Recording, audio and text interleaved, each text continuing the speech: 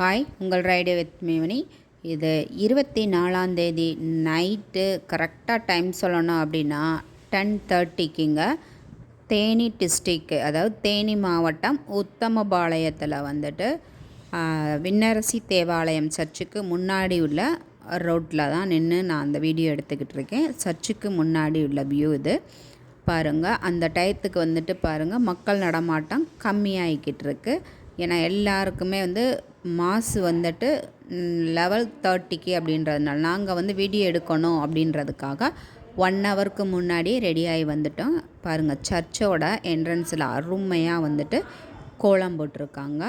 கோலம் போட்டு நம்மளை வந்து வெல்கம் பண்ணுற மாதிரி அருமையாக நல்லா சீரியல் செட் எல்லாமே போட்டு ஒரு சூப்பராக இருந்தது. பாட்டு எல்லாம் நம்மளை வெல்கம் பண்ணுற மாதிரி தான் சர்ச்சு. அப்படியே இங்கேருந்து போகும்பொழுதே சூப்பராக இருந்தது.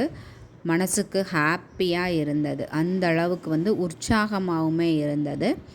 அப்படியே வந்தோம் அப்படின்னு சொன்னோம்னா, இந்த சைடு உள்ள சர்ச்சுக்கு முன்னாடி என்ட்ரன்ஸில் நுழைஞ்சதுமே லெஃப்ட் சைடில் பார்த்தீங்க அப்படின்னா கெபி இருக்கும். இந்த கெபி ஃபுல்லாக வந்துட்டு பெரிய பெரிய கற்களை வச்சு ஒன்றுக்கு மேலே ஒன்றா வச்சு நல்லா அருமையாக வந்து பிரம்மாண்டமாக உருவாக்கப்பட்டிருக்கும். அந்த கெபிக்கு மேலே பார்த்தீங்க அப்படின்னா மாதாவோட ஸ்தூபம் இருக்கும். கீழே ஏசப்பாவை வந்து நம்ம வந்து சிலுவையிலேருந்து இறக்கி அடக்கம் பண்ண அந்த ஸ்தூபம் இருக்கும். அந்த கெபிக்குமே முன்னாடியுமே தனியாக கோலம் போட்டு அந்த கெபியை ஃபுல்லாக வந்து சீரியல் செட்டால் சூப்பராக இருக்கும். மேலே அமைதியின் சுரூபமாக வந்துட்டு மாதா இருப்பாங்க. அந்த கெபியிலே கீழே வந்துட்டு ஏசப்பா வந்து சிலுவையிலேருந்து நடந்த அதே கோலத்தில் கீழே அடக்கம் பண்ணுற அந்த பேழையில் வச்ச மாதிரி இருக்கும். அது அழகாக வந்துட்டு கலர் கலராக லைட்டு அமர்ந்து எரியிற மாதிரி செட் பண்ணியிருந்தது. அப்படியே தத்ரூபமாக வந்து இருந்தது. பார்க்கவே வந்து அருமையாக வந்து செட் பண்ணியிருந்தாங்க.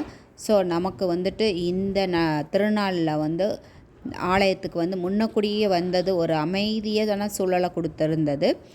ஸோ ஏன்னா நாங்கள் இதுக்கு முன்னாடிலாம் வந்து பார்த்திங்கன்னா மாசுக்கு டயத்துக்கு வருவோம். ஸோ இன்றைக்கி நமக்கு உங்களுக்கு இந்த சர்ச்சை காமிக்கணும் அப்படிங்கிறதுக்காக 1 ஹவருக்கு முன்னாடியே வந்தோம். ஸோ மக்கள்லாம் 1 பை 1 வந்துக்கிட்டு இருக்காங்க. இது இந்த பக்கம், அதாவது அந்த சர்ச்சுக்கு வலதுபுறத்தில் வந்துட்டு இருக்கும். ஸோ அந்த இதுலவுமே அழகாக லைட்டிங்ஸ் இருந்தது. இது சர்ச்சோட வந்து அவுட் சைடு. இந்த சர்ச்சு பார்த்திங்க அப்படின்னா சர்ச்சு வந்து பார்க்கவே வந்து அழகாக இருக்கும். பட் இதை நம்ம முன்னாடி வந்து செட்டு போட்டு இது பண்ணதுனால தெரியலை. இது கோவிலோட உட்பகுதி ஃபுல்லாக வந்துட்டு பார்த்திங்க அப்படின்னா அழகாக வந்து கிறிஸ்மஸ்க்காக வந்து சோடிச்சு நல்லா வச்சுருக்காங்க. அதே மாதிரி இந்த சர்ச்சில் வந்து சுற்றிலும் வந்து ஏசப்பாவினுடைய பாடுகளை வந்துட்டு சொல்லும்படியாக வந்து ஃபோட்டோஸ் இருக்கும். இருந்து பாருங்கள், குடில் வந்து ஏசப்பா பிறக்கிறதுக்காக வந்து ஓப்பனிங் இல்லாமல் வந்துட்டு ரெடியாக வந்து பண்ணிவிட்டு ஆனால் வந்து மூடி வச்சுருக்காங்க.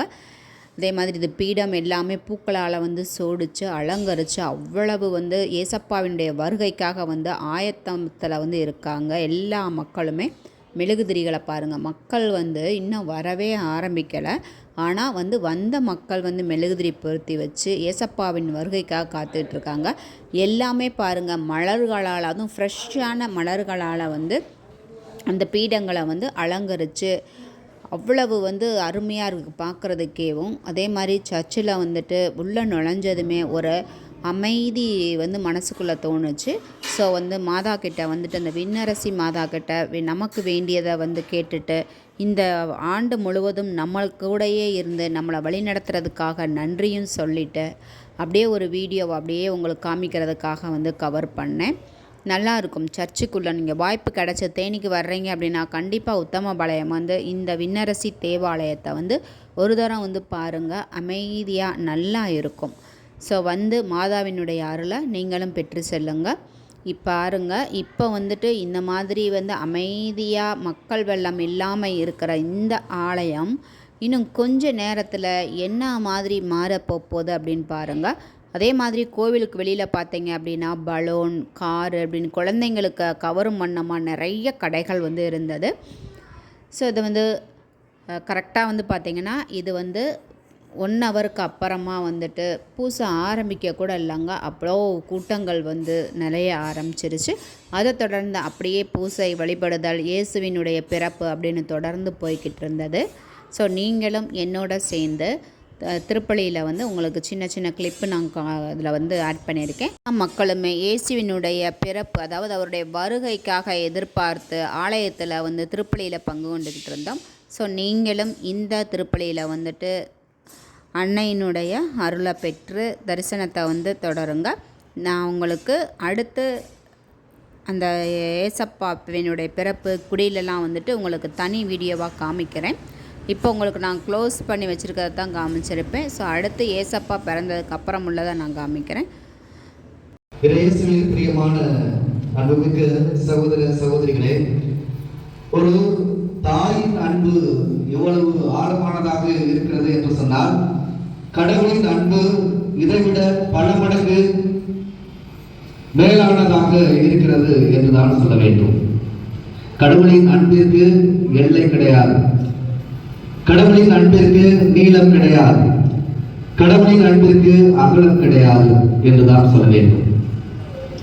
யோவான் எழுதிய நற்செய்தியிலே அதிகாரம் 3 இறைவார்த்தை 16 வாசிக்கிற பொழுது, கடவுள் தன்னுடைய ஒரே மகனை மனித குலத்திற்காக அர்ப்பணிக்கின்ற பொழுது கடவுளின் பேரன்பு இங்கே புலப்படுகின்றது.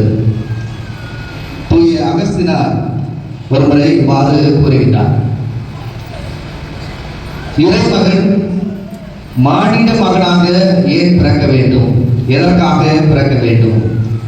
அவரே இறைமகன், எதற்காக ஒரு மனிதனாக பிறக்க வேண்டும் என்று ஒரு கேள்வி எழுப்பியெல்லாம் இறைமகனாக மாற வேண்டும் என்பதற்காகத்தான் இறைமகன் மனிதனாக பிறக்கின்றார் என்று தூய அகஸ்தினார் கூறுகின்றார்.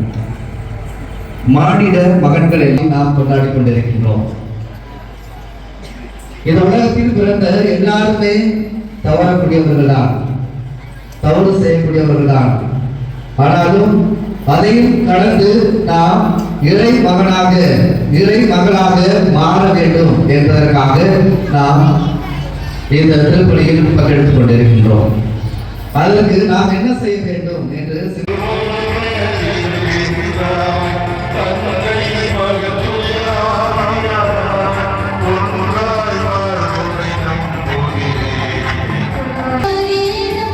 மக்கள் கூட்டம் அதிகமாக இருந்தது. கோயிலுக்கு உள்ளேயும் நிரம்பிட்டாங்க, வெளியிலையும் வந்துட்டு நிரம்பி வழிஞ்சாங்க. ஸோ அந்ததுனால வந்து போய் கெபியை வந்து பக்கத்தில் வந்து வீடியோ எடுக்க முடியலை.